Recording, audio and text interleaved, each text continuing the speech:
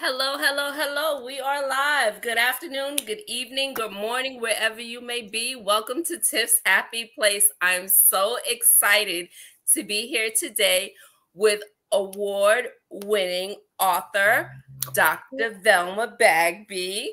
We love you so much. Like, I so appreciate everything that you've been doing the past few years. You've written across the spectrum, and I appreciate it. I fell in love with The Catch No One Wants, so I still have my bag.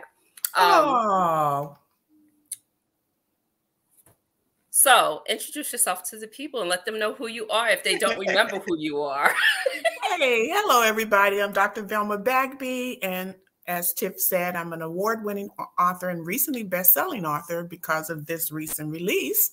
And I have been writing since about 2018, began writing after retirement, so it's never too late for anyone. And I'm excited that this book, which I intended to be one novel, is now a series. And it looks like we may have a few extra books coming down the pike. So I'm just in awe of how responsive the readers have been to this book. So I'm excited. So I'm happy to be here with Tiffany.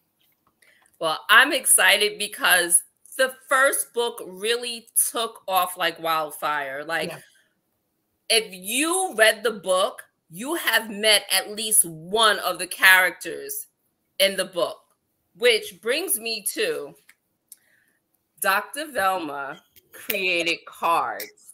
The Catch cards. I love these. Me too. These are so amazing.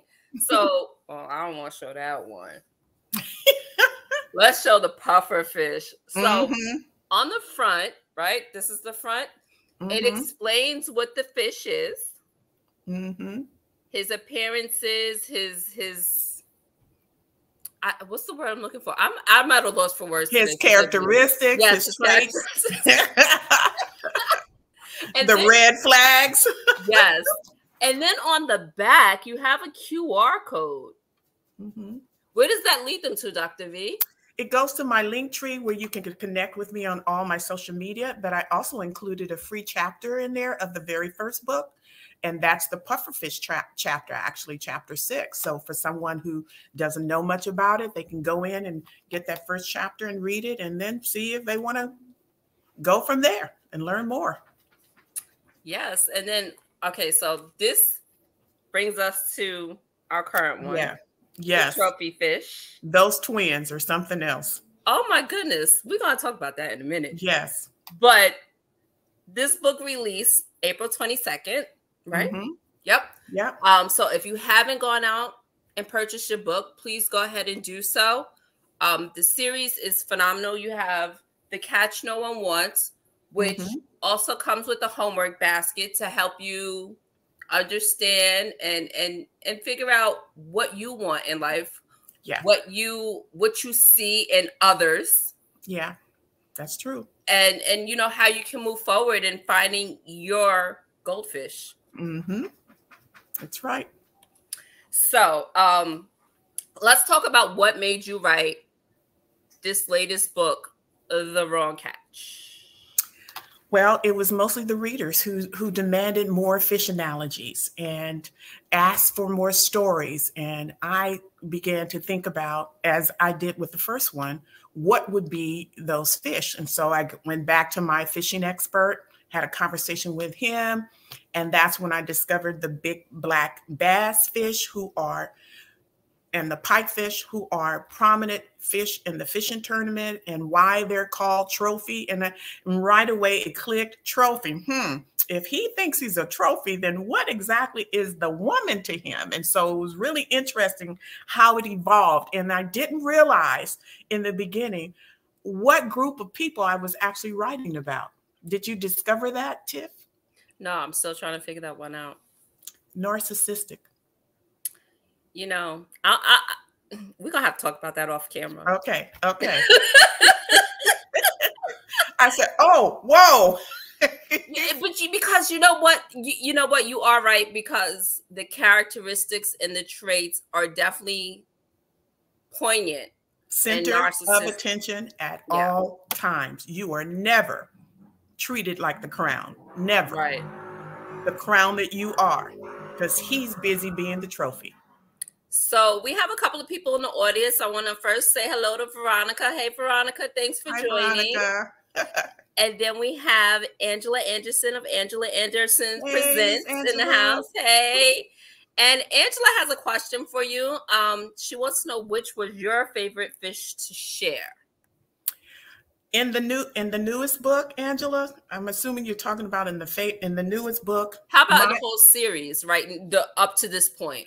My favorite is the most hated character in the very first book, who returns in the second book. That's my favorite.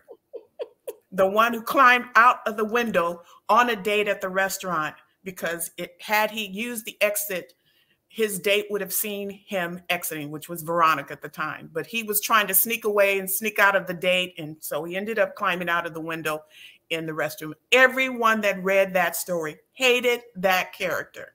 So he's my favorite. Yeah. And that happens early on in the book, which sets the pace. And we're talking about the Catch No One Wants. That sets the pace for the first book. Yeah. He was a piece of work. Yeah. He was very rude and inconsiderate, and I don't know who raised him. A bill of $160 plus she had to pay herself. Yeah, that and her self-esteem, you could see, slowly was pulling away from her. Yeah, by his actions. Yeah, it eroded for sure. Yeah, yeah. So leading into this story, Veronica found someone, and it's early on in the story. I'm not spoiling anything. It's actually in the prologue. That she's going through some stuff. Yeah. What I love is that her and her dad, with the response that they received in the church, decided to do this fellowship or conference for the women of the church. Or actually, it was for more than just the women of the church. That's right. That's right. It was for anyone. And it spread like wildfire. I mean, they were telling their friends who told friends who told friends. Right. And they were not expecting such a great response to this conference of all these women wanting to seek guidance. Yeah, and it's real even now. It's not just the stories in the book. That story is real even now. In some of the conversations I've had and some of the places I had to speak, that is very real. With the conversation today on the gospel radio station, I was invited by the pastors, all male. I was the only female. And that was the whole context of the conversation. That's a very real piece in that fictional story. And so it's happening even now. And I was excited to be able to tackle it because it's so desperately needed. Absolutely. But in a fictional way. So again, like Jesus told the parables, which were fictional stories, because look, let's be honest, there are people in the Christian community who close their eyes and turn away from fictional books, not realizing that you can still communicate out in a storytelling method like Jesus used with the parables, where you're not beating people over the head about where they are in their lives, where, what choices they made in their lives. You're basically telling stories that you hope that they can discover themselves in it. And then you provide options to get out of it, steps to overcome it. And so that's what I hoped to do in the book. And I'm telling you, I was just in awe of how the responses were about the book. And then those asking me, the readers asking me for more stories. So more stories are coming. Absolutely. I'm one of them. I forgot what I was going to say. So let me throw up Veronica's question. She says, what are your favorite scenes in the book? I think one of my favorites is that story that opens with the character who's not the good character. That restaurant is actually one of my favorite restaurants here in California. And yes, that restaurant does exist. She Yes, has it shown does. us on her Facebook I page. actually put in quite a few of my favorite places. So I hope that any of my East Coast followers, if they ever come to California, I can point them to those places because it sits right on the water. It's a famous place for us here, beautiful view. And that's where he takes us. I mean, the food is a little expensive, but you know, when you want to treat yourself, that's with a great view and good food, that's what you want to do when you come to California. I'm gonna let Dr. Velma treat me when I come. I would be happy to. I'm joking, guys. I'm joking. I would be happy to be your tour guide. So yeah, there are several places in there that are actually my favorite, but that's one of them. That place is real.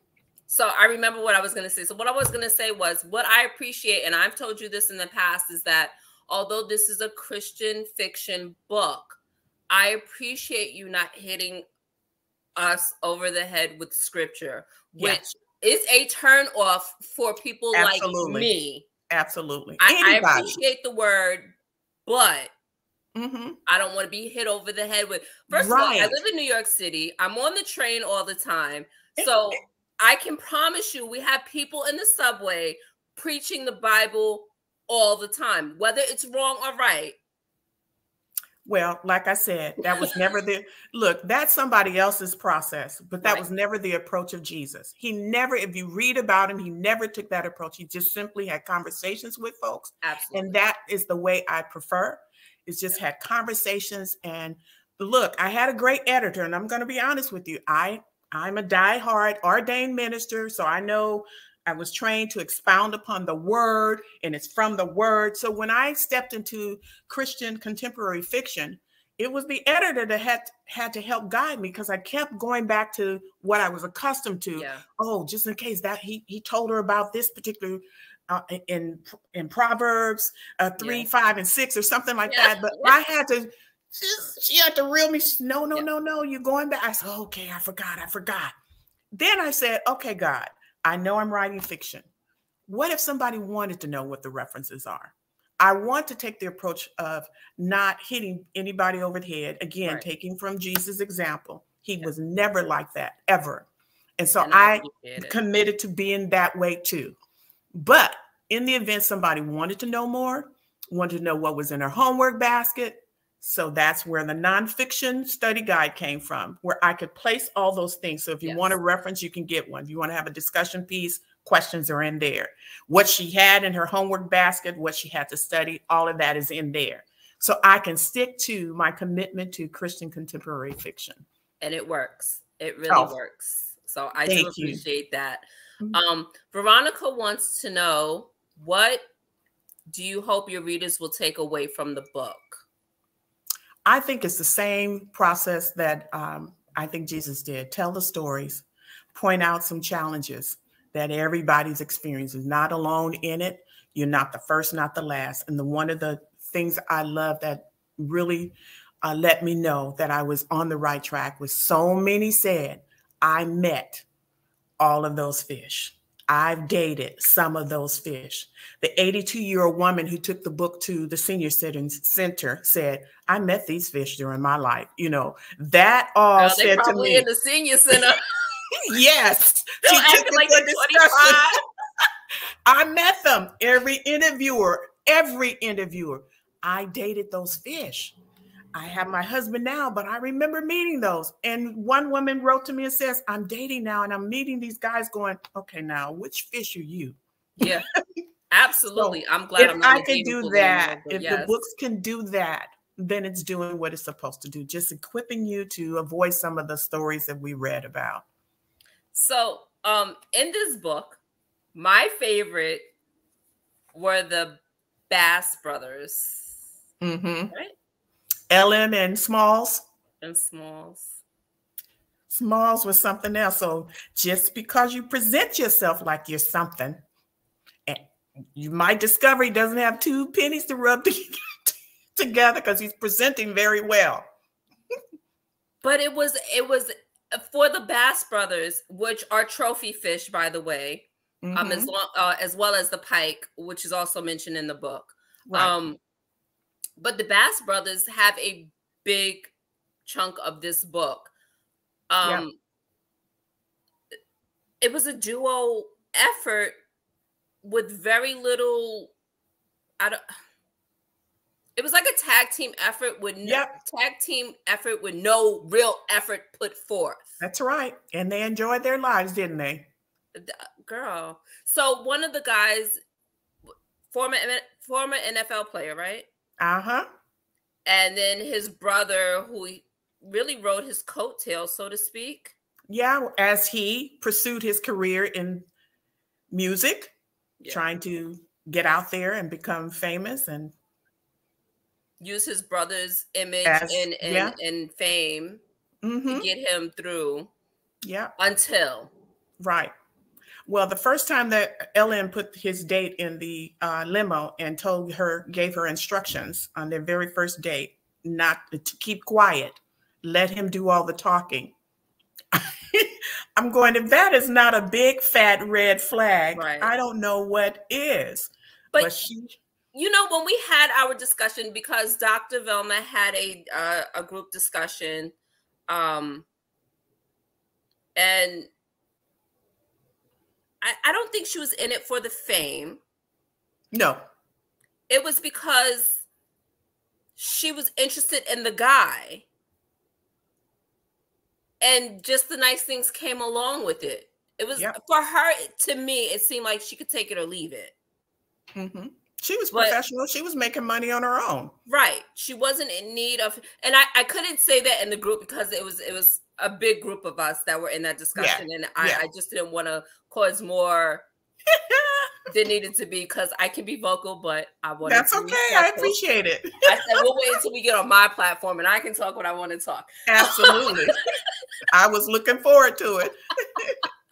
But, you know, being a professional, you want to have someone that understands your taste and likes. Yeah. Because sometimes it's hard to pull someone from a different level and pull them up to where you are and not have a common interest or likes or evenly yoked, so to speak. That's right. That's right. Having some commonality, really.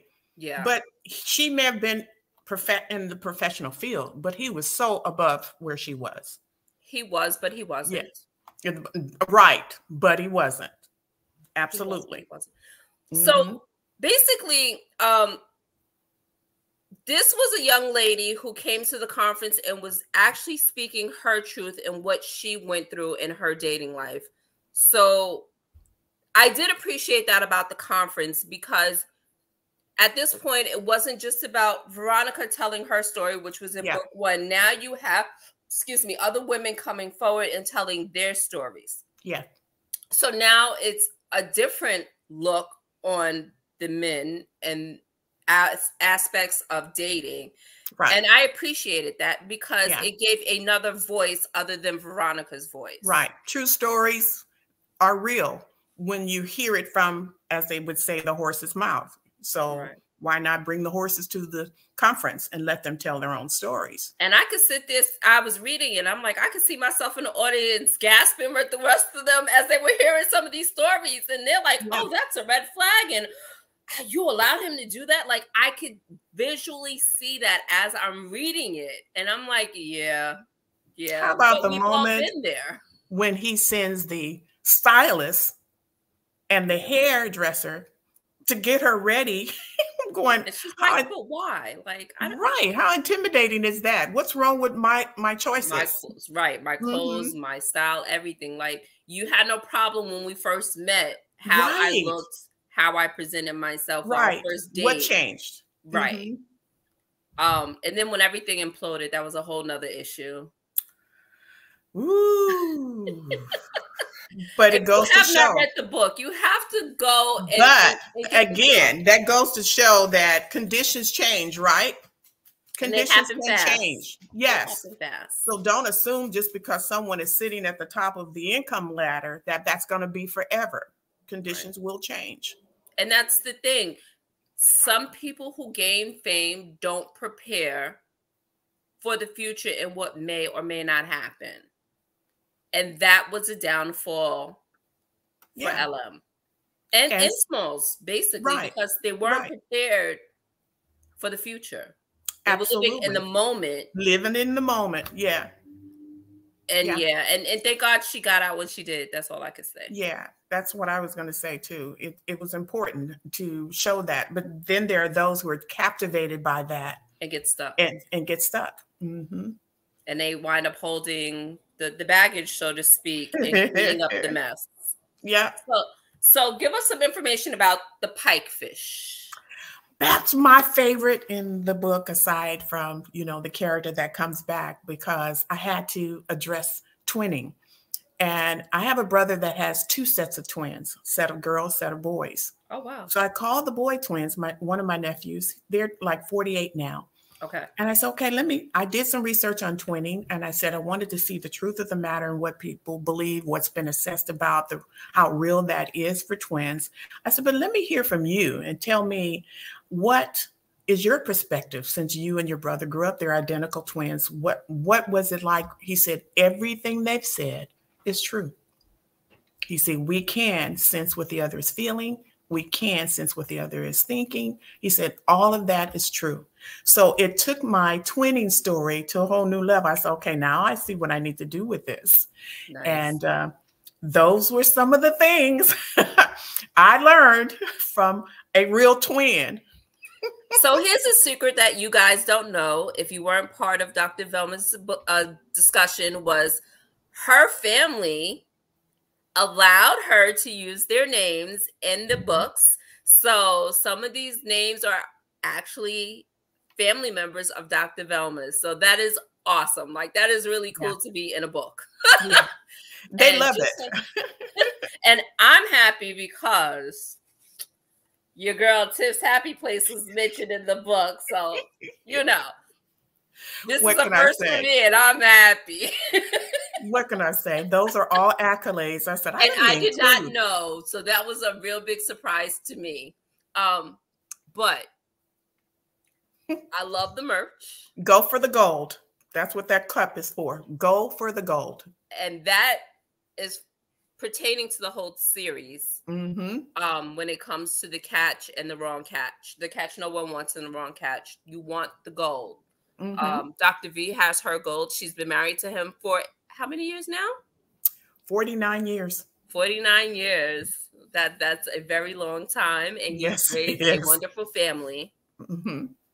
So, that goes without saying. So you have plenty of experience and being able to help guide us, the readers, into finding our goal.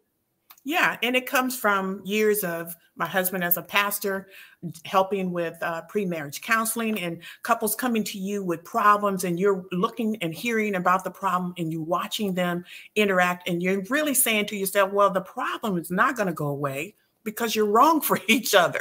And so all of that, counseling with singles, having conversations throughout as a minister, and then determining, wait a minute, the real problem is, how do we fix this? How do we have conversations around some of the challenges? How do we put it out there, like you said in the beginning, without hitting anybody over the head with what the word says, but just putting it out there? Some tools and tricks in the sense that you need to apply when you're trying to discover the person God has for you. Some of us fell into it, some of us fell into a good goldfish. But those times are gone. Veronica did. She didn't realize it, but she did. Yes. But here's the thing. There was a time when we grew up around the people we possibly would have dated and married later on in life. Everybody was in the same place at the same time. Everybody frequented some of the same place. We just don't do that anymore. So we have to do our due diligence when we're meeting someone. And it's a serious process, because you wouldn't go into a contract with a person who says they have business experience and they want to join your business in the contract, and without you're taking the time to do your due diligence, you're not going to do that. You're going to look at their financials. You're going to look at their history, their reputation, everything. Why aren't we not doing that when we're meeting the person we likely will spend the rest of our lives with? So it's important. Well, I can honestly say that mine was in front of my eyes for as long as I can remember, and we've been together And for 8. Is it 8? eyes had to open, huh? But you Yeah. know what's funny is, he was always interested, but I wasn't because I didn't see him in Right. that way because of our age difference, which is only 8 years. But Yeah. when you're younger, you're not. But that was your list. You Yeah. had to scratch that age issue off the list. My daughter, And oldest it daughter. wasn't the age, it was our parents were friends. Mm-hmm. And I always saw him because I refer to his mom as aunt. So Okay, I see. it I was see. like, you know how you have your play cousins and Yeah, you go, yeah, that's family. yeah. But that And makes then the as you perfect. get older and experience life, then things change. That was a Veronica story, wasn't it? Yes. Very similar. She had been around the guy most of her life because he worked with his father even as a teen. He Yeah. attended all the family barbecues at her Gatherings. Yeah. house. She's been around him. And so isn't that perfect to Yeah. to move into a relationship with someone you already know? So basically you vetted him in a sense because Yes. you've been around him all that time. And I said that's what used to be ideal for us. Yeah. It was people we knew already. Yeah. Now it takes a little bit more to really kind of scrutinize who these people are that are coming into your life. My oldest daughter, she married her husband and they did not know they attended high school together Oh, wow. until much later as they got into the date. They didn't It's a notice each small other. world. It's a Yes. small world. Mm-hmm. So with that in mind, and I sent you this note. Maybe you may or may not remember. In the book, you said that the men had a conference as well. Yeah, Care to share? of course. That's book number 4. Book number 4 is getting written and it's getting finished, and I'm excited about it. And that's because I've had a lot of conversations with my husband. He's had a lot of conversations with the men, and the men are asking, when are you going to address some of the wrong catching women? And I said, you're absolutely right. They can be wrong catches as well. And so book number 4 is going to switch. And I'm not using fish. I'm using other creations to describe some of the women in this book who are also going to be the wrong catch. And so I'm looking forward to it. And actually, And all I can say is that we know these women as well. Yes, we already do. We already do. Yeah. And we know some family members that are married to one and wish they would find somebody better. We did talk about that. Yes, we did. Yes. Yeah, yes. we did. Yeah.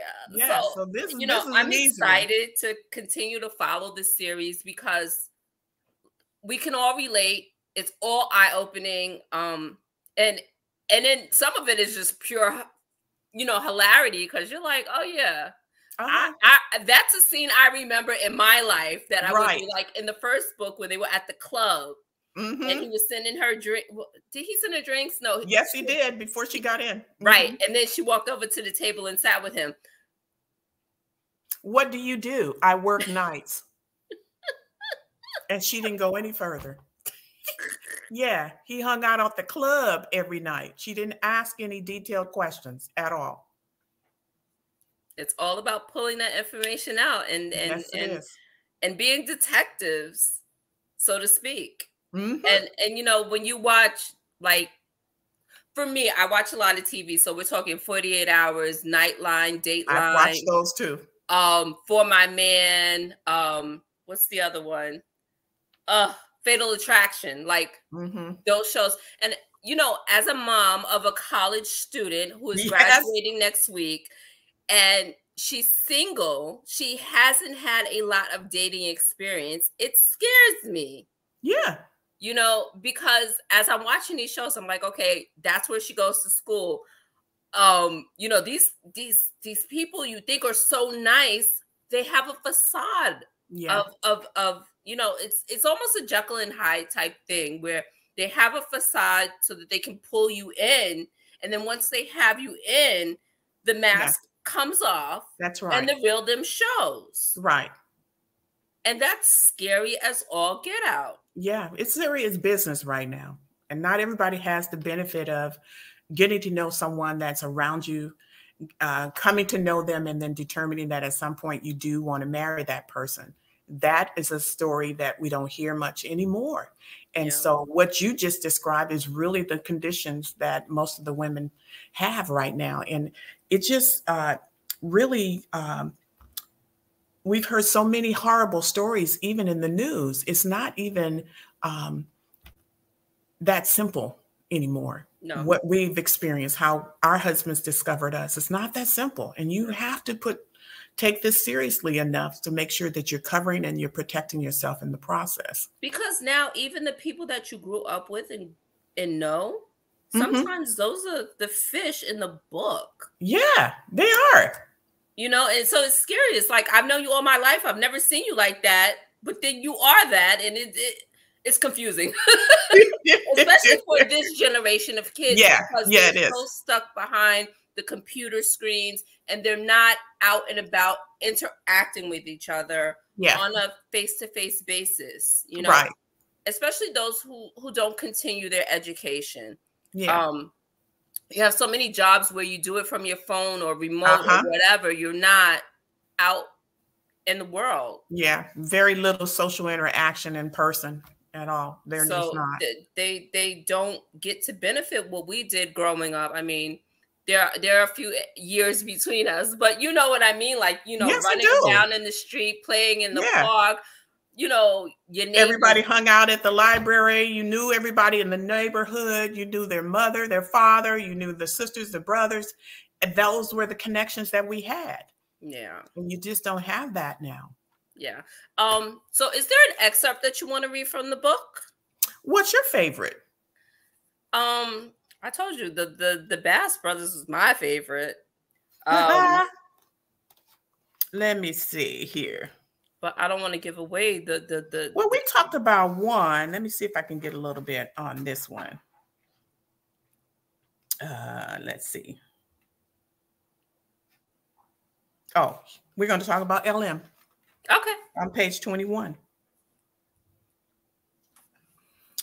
She said, this is LM, and Sherilyn is telling what she experienced with him, one of the trophy fish. She said, okay, ladies, get this. We talked on Monday and the event was coming up on Friday. When Friday arrived, LM shows up in his long white stretch limo. Exciting, right? He came to the door and said, hey, are you ready? I responded, sure. We both walked to the limo. The driver held the door open and helped me into the car. Then LM jumped in. He then said, grinning, you look wonderful. I thanked him. Before he got busy on his phone, he told me what to expect at the event. And then this happened. He gave me instructions. Once out of the limo, please remain quiet. Smile while on the red carpet and let me lead. I'll do all the talking. The ladies gasped out loud. What? I know, ladies. I was just as shocked as you. But write what you think about what I just said. After those instructions, I was stunned and did not only keep quiet while walking in, but I also remained quiet the entire event, grinned and nodded my head. Because if I said anything the way I was feeling, it would not have been pleasant. During the entire date, LM kept busy pleasing his fans, male and female, with the same antics he used when he attended our company event. Once the event ended, we repeated the same scenarios as we exited the event. We walked and smiled. Now, that did not only happen on the first date, it happened on the dates after that too. So, of course, the audience was shocked. So please support Dr. Velma and go get this book. I promise you, this was a fast read for me. It's not a very big book. That's right. All purpose. It was good. I enjoyed it. Like I said, I'm ready for more. I'm so ready for more. I can't wait to see what you have up your sleeves for the next book in this series. Your mugs, your cards. Dr. Velma has all this on her website. And I appreciate you sharing the experiences that you have learned along the way with us. Sure. The catfish, the salmon, the pufferfish, the bass, the sturgeon, the trophy fish, the pike. Like, ladies, I promise you, you won't be disappointed. You will definitely see these people and know who they are as soon as you read the book. That's right. I promise you. Like, you guys know me. If I tell you something, it's real. Like, when I appreciate good stuff, I let you know. And this I appreciate. Awesome. I definitely want to gift it to my daughter. Although she's still going to stay where she is because she's going to work on her master's and her doctorate. Good for her. I do think that she should know these things because I can't explain it the way that a book can. And once again, when you're a mom, it's want to the kids as opposed to a book or hearing it from someone else. Right. So that's true. I do appreciate that. And you have Queenie out in the audience. Hey, Queenie. Hey, Miss Queenie. And Deborah's out in the audience as well. I appreciate you ladies for all joining. We have been on here for a good 30 minutes and it's been a great conversation. And I don't want to spoil the book because I could, but I won't because I want you guys to go out and get it. The Wrong Catch is out. It's available now, both in print and ebook. The print can be purchased still at richesandreading.com, and you still have an opportunity to win a swag box. I believe there's one more swag box to be won, so purchase soon. So yes, and I will reshare that on Tiff's Happy Place as well after we're done. So that's a good thing. You already had 2 winners, so yay to the winners. I appreciate you so much today for joining us. And once again, this is Dr. Velma Bagby, award-winning author of The Wrong Catch, which we discussed today, and The Catch No One Wants, which was book 1, and The Homework Basket, which was book 2. And she has a couple of her books coming out in regards to this series, The Wrong Catch. The next book is going to be about the females. Yep. So I can't wait to see the analogies that come about for the females. And hopefully you'll write about the conference that the men had like you did about the women. Yep. So that would be another great book. Look, I'm giving you ideas. I'm sorry. No, you're already in the book and you haven't even seen it. You haven't even seen it. Y'all heard that, right? So once again, I do appreciate you for joining me today. This is always a pleasure to have you here and to speak with you and pick your brain. Veronica, thanks for joining. Enjoy your weekend, everyone. And with that in mind, Dr. Velma, any last parting words? I just want to say thank you. Now, when you go to my website, you might see a lot about the books and things because I have a new website that's being built right now. So I don't have all my products on there, but please feel free to reach out to me at info@drvelma.com. If you'd like to get on my newsletter, that's the way to do it right now until I get everything finished on the website. But just reach out to me at info@drvelma.com for any of those questions. If you'd like to have an autographed copy of the book, you can do that. Send me that information there as well. But I encourage you to right now purchase at the paperback is not on Amazon yet, but you can get a paperback through richesandreading.com or through contacting me if you'd like to get an autographed copy. Well, Dr. Velma, I appreciate you again. Thank you for joining me today. Thank you, everybody. Everybody, please enjoy your weekend. If you do read the book, please leave a review. Dr. Velma would appreciate it. I would too, because I'm in the book at the back, but I'm in the book. Yes, you are. And with that in mind, enjoy this beautiful weekend and talk to you guys soon. Thank you. Take care, Tiff.